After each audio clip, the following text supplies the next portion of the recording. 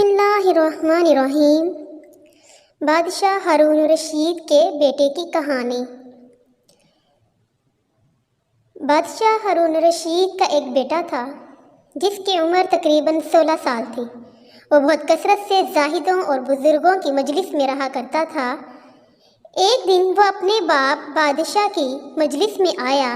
इसके पास वज़रा उमरा सब जमा थे और लड़के के बदन पर एक मामूली सा कपड़ा और सर पर एक लुंगी बंधी हुई थी।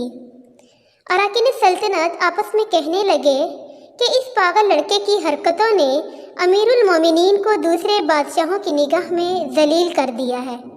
अगर अमीरुल मोमिनीन इसको तंबीह करें तो शायद ये अपनी इस हालत से बाज आ जाए। अमीरुल मोमिनीन ने यह बात सुनकर इससे कहा कि बेटा, तूने मुझे लोगों की निगाह में जलील कर रखा है। इसने ये बात सुनकर बाप को तो कोई जवाब नहीं दिया, लेकिन एक परिंदा वहाँ बैठा था। इसको कहा कि इस ज़ात का वास्ता जिसने तुझे पैदा किया तो मेरे हाथ पर आकर बैठ जा। वह परिंदा वहाँ से उड़कर इसके हाथ पर आकर बैठ गया। फिर कहा कि अब अपनी जगह पर चला जा। वो हाथ पर से उड़कर अपनी जगह चला गया।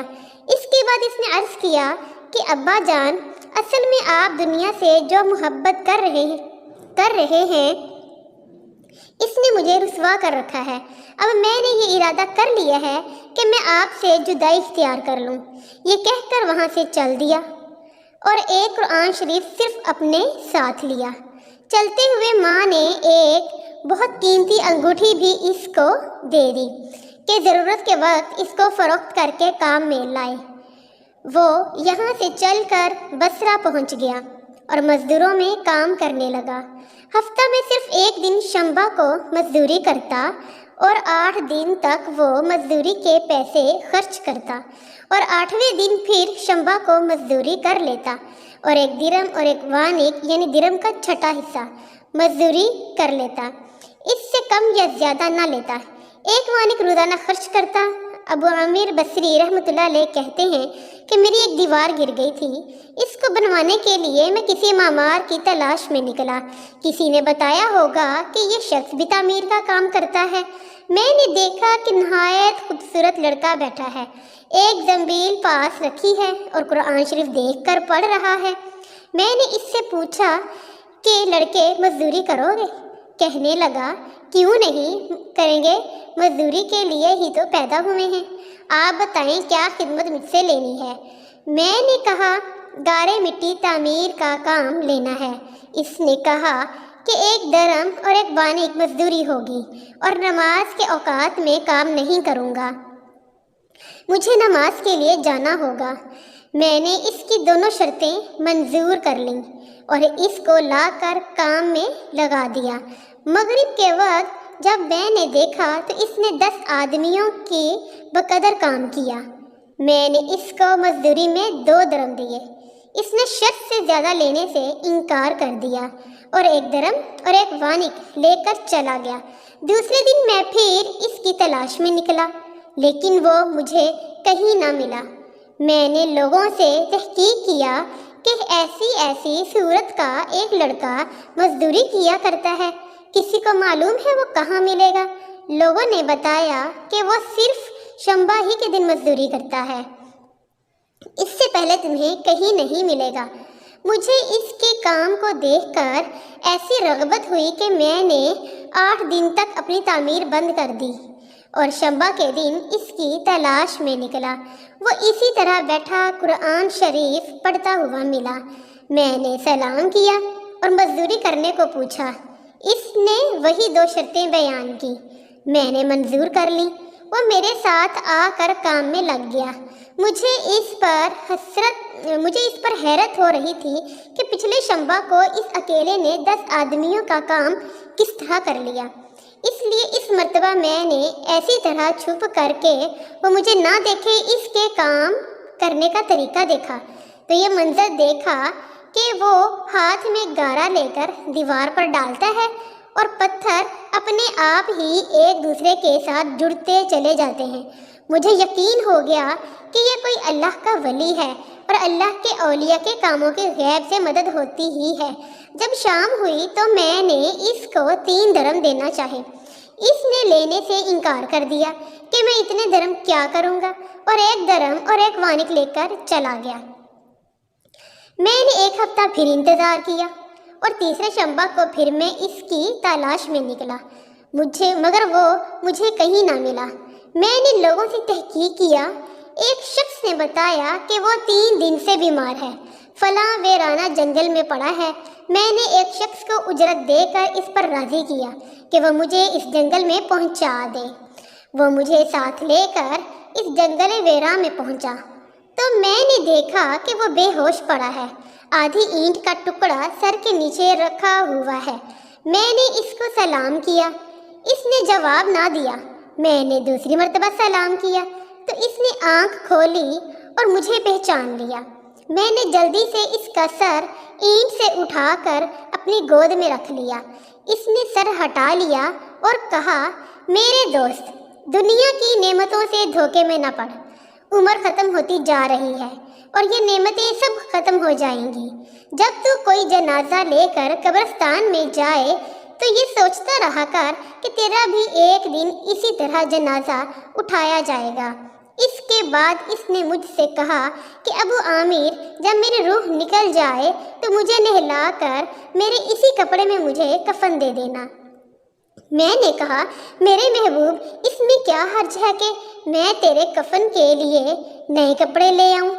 اس نے جواب دیا کہ نئے کپڑوں کے لیے زندہ لوگ زیادہ مستحق ہیں۔ یہ جواب حضرت ابو بکر صدیق رضی اللہ تعالیٰ کا ہے۔ انہوں نے بھی اپنے وصال کے وقت یہی فرمائش کی تھی کہ میری انہی چادروں میں کفن دے دینا۔ لڑکے نے کہا، کفن تو پرانا ہو یا نیا، بہرحال بوسیدہ ہو جائے گا۔ آدمی کے ساتھ تو صرف اس کا عمل ہی رہتا ہے، اور یہ میری لنگی اور لوٹا قبر کھودنے والے کو مزدوری میں دے دینا، اور یہ انگوٹھی اور قرآن شریف ہارون رشید تک پہنچا دینا، اور اس کا خیال رکھنا کہ خود انہی کے ہاتھ میں دینا، اور یہ کہہ کر دینا کہ ایک پردیسی لڑکے کی یہ میرے پاس امانت ہے، اور وہ آپ سے یہ کہہ گیا ہے کہ ایسا نہ ہو کہ اسی غفلت اور دھوکے کی حالت میں آپ کی موت آ جائے۔ یہ کہہ کر اس کی روح نکل گئی۔ اس وقت مجھے معلوم ہوا کہ یہ لڑکا شہزادہ تھا۔ اس کے انتقال کے بعد اس کی وصیت کے موافق میں نے اس کو دفن کر دیا اور دونوں چیزیں گورکن کو دے دیں، اور قرآن شریف اور انگوٹھی لے کر بغداد پہنچا۔ قصر شاہی کے قریب پہنچا تو بادشاہ کی سواری نکل رہی تھی۔ میں ایک اونچی جگہ پر کھڑا ہو گیا۔ اول ایک بہت بڑا لشکر نکلا جس میں تقریباً 1000 گھوڑے سوار تھے۔ اس طرح یکے بعد دیگرے 10 لشکر نکلے۔ 10ویں لشکر میں خود امیر المومنین بھی تھے۔ میں نے زور سے آواز دے کر کہا، اے امیر المومنین، آپ کو حضور اقدس صلی اللہ علیہ وسلم کی قرابت داری کا واسطہ ذرا سا توقف کر لیجئے۔ میری آواز پر انہوں نے مجھے دیکھا تو میں نے جلدی سے آگے بڑھ کر کہا کہ میرے پاس ایک پردیسی لڑکے کی یہ امانت ہے جس نے مجھے یہ وصیت کی تھی کہ یہ دونوں چیزیں آپ تک پہنچا دوں۔ بادشاہ نے ان کو دیکھ کر پہچان لیا، تھوڑی دیر سر جھکایا، ان کی آنکھوں سے آنسو جاری ہو گئے، اور ایک دربان سے کہا کہ اس آدمی کو اپنے ساتھ رکھو، جب میں واپسی پر بلاؤں تو میرے پاس پہنچا دینا۔ جب وہ باہر سے واپسی پر اپنے مکان پر پہنچے تو محل کے پردے گروا کر دربان سے فرمایا، اس شخص کو بلا کر لاؤ، اگرچہ وہ میرا غم تازہ ہی کرے گا۔ دربان میرے پاس آیا اور کہنے لگا کہ امیر المومنین نے بلایا ہے، اور اس کا خیال رکھنا کہ امیر پر صدمہ کا بہت اثر ہے۔ اگر تم 10 باتیں کرنا چاہتے ہو تو 5 ہی پر اکتفا کرنا۔ یہ کہہ کر وہ مجھے امیر کے پاس لے گیا۔ اس وقت امیر بالکل تنہا بیٹھے تھے۔ مجھ سے فرمایا، میرے قریب آ جاؤ۔ میں قریب جا کر بیٹھ گیا۔ کہنے لگے کہ تم میرے اس بیٹے کو جانتے ہو؟ میں نے کہا، جی ہاں، میں ان کو جانتا ہوں۔ کہنے لگے، وہ کیا کام کرتا تھا؟ میں نے کہا، گارے مٹی کی مزدوری کرتے تھے۔ کہنے لگے تم نے بھی مزدوری پر کوئی کام اس سے کرایا تھا؟ میں نے کہا کرایا ہے۔ کہنے لگے تمہیں اس کا خیال نہ آیا کہ اس کی حضور اقدس صلی اللہ علیہ وسلم سے قرابت تھی کہ یہ حضرت حضور صلی اللہ علیہ وسلم کے چچا حضرت عباس کی اولاد سے ہیں؟ میں نے کہا امیر المومنین، پہلے اللہ جل شانہ سے معذرت چاہتا ہوں، اس کے بعد آپ سے عذر خواہ ہوں۔ مجھے اس وقت اس کا علم ہی نہ تھا کہ یہ کون ہے۔ مجھے ان کے انتقال کے وقت ان کا حال معلوم ہوا۔ کہنے لگے کہ تم نے اپنے ہاتھ سے اس کو غسل دیا؟ میں نے کہا کہ جی ہاں۔ کہنے لگے اپنا ہاتھ لاؤ۔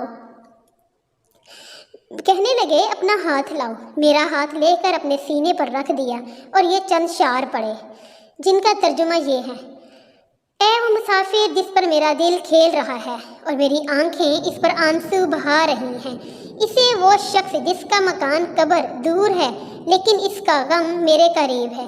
بے شک موت ہر اچھے سے اچھے عیش کو مقدر کر دیتی ہے۔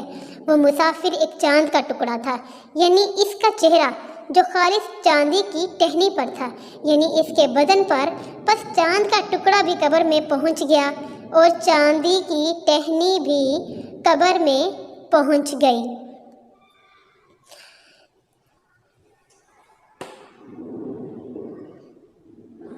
دوستو اگر ویڈیوز پسند آئیں تو میرے چینل کو سبسکرائب کریں اور اپنے دوستوں کے ساتھ شیئر بھی کریں اور بیل آئیکن کو پریس کریں تاکہ میری ہر نئی ویڈیو کا جو نوٹیفیکیشن ہے وہ آپ کو بر وقت موصول ہو سکے۔